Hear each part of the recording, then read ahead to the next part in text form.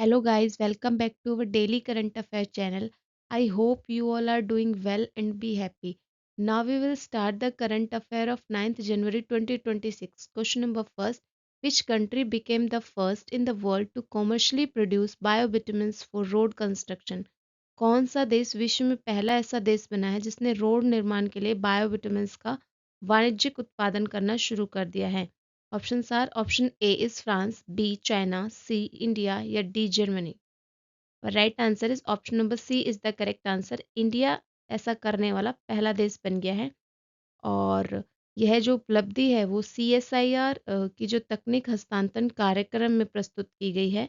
और बायोविटामिन से होगा क्या, पेट्रोलियम पर आधारित जितने भी सामग्री है उसकी निर्भरता कम करता है और स्वच्छ और हरित जो सड़कों का निर्माण करने में बढ़ावा देता है। और यह सर्कुलर इकोनॉमी को भी प्रमोट कर रहा है, प्रमोट करेगा सर्कुलर इकोनॉमी को एंड सस्टेनेबल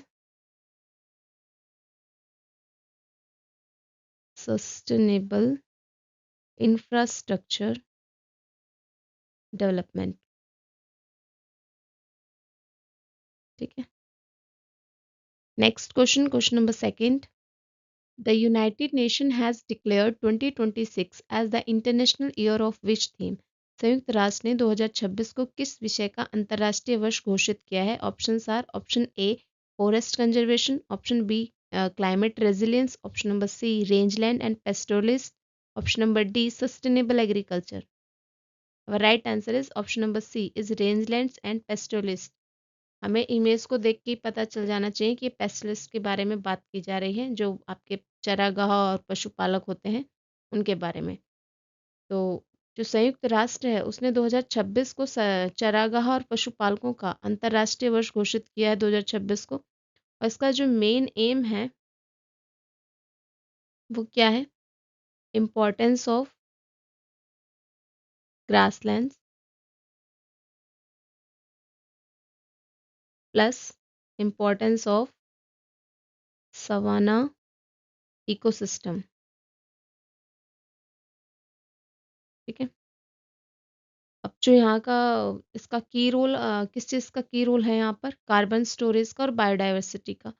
और ये जो इनिशिएटिव है also focus on protecting pastoral का जो लाइवलीहुड है वो, और सस्टेनेबल लैंड मैनेजमेंट प्रैक्टिस है उस पर फोकस करता है। Next question, question number three. Which Indian institution develop a non invasive technique for real time measurement of cold atom density? किस भारतीय संस्थान ने जो ठंडे एटम की वास्तविक समय में घनत्व माप करने के लिए गैर हानिकारक तकनीक को विकसित किया है?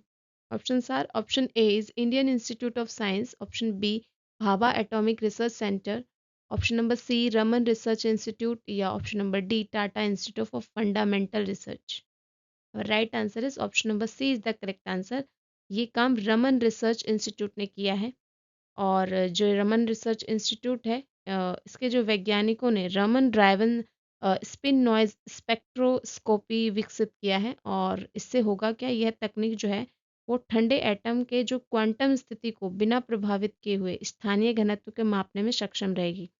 और यह उच्च सटीक और वास्तविक समय डाटा प्रदान करती है। और यह क्वांटम, इसका जो इम्पोर्टेंट ऑफ क्वांटम कंप्यूटिंग, और दूसरी बात यहाँ पर advance sensing, advance sensing technology पर फोकस, इस पे ज़्यादा इम्पोर्टेंस है। और ये किसके तहत आता है? Under India's national quantum mission के अंतर्गत आता है। Next question, question number four.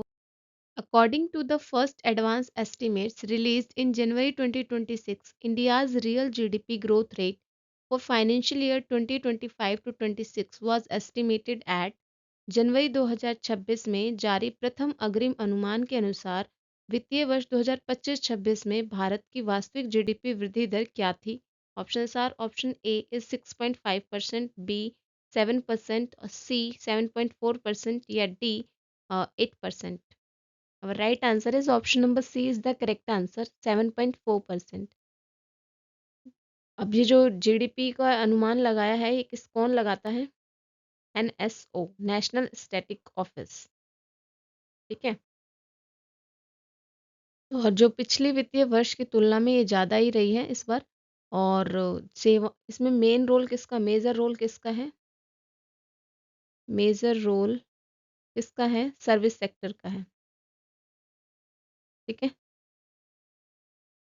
और ये जो अनुमान है वो अर्थव्यवस्था की वर्तमान स्थिति की भी जानकारी देता है। Next question, question number 5। A recent climate study found that water vapor heats the atmosphere more than the aerosol. The study focus on which region? हाल ही में एक जलवायु अध्ययन में पाया गया है कि वायुमंडल में तापमान बढ़ाने में जलवाष्प का प्रभाव जो है एरोसोल से ज़्यादा रहता है। अध्ययन किस क्षेत्र पर केंद्रित था? Option are, option A is Deccan plateau, option B is western Ghats, option C is Indo Gangetic plain, option number D Tibetan plateau. Right answer is option number C is the correct answer, Indo Gangetic plain. जो सिंधु गंगा मैदान पर ध्यान केंद्रित किया गया था इसमें, इस अध्ययन में, और जो कि प्रदूषण के उच्च स्तर के लिए जाना जाता है। और शोधकर्ताओं ने इसमें ये भी देखा कि जो वायुमंडल में जो तापमान बढ़ाने में मेन रोल है वो जलवाष्प का है, न कि एरोसोल का उतना है। यह जो है भारत में मॉनसून और जलवायु जो मॉडलिंग है उसके लिए भी महत्वपूर्ण है। किस किस चीज़ के लिए है? एक तो आपका क्लाइमेट मॉडलिंग और मॉनसून प्रेडिक्शन के लिए। Climate modelling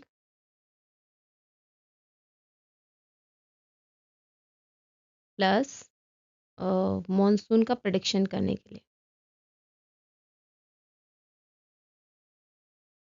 next question, question number 6। The Indian navy's first training squadron is undertaking a long range training deployment to which reason?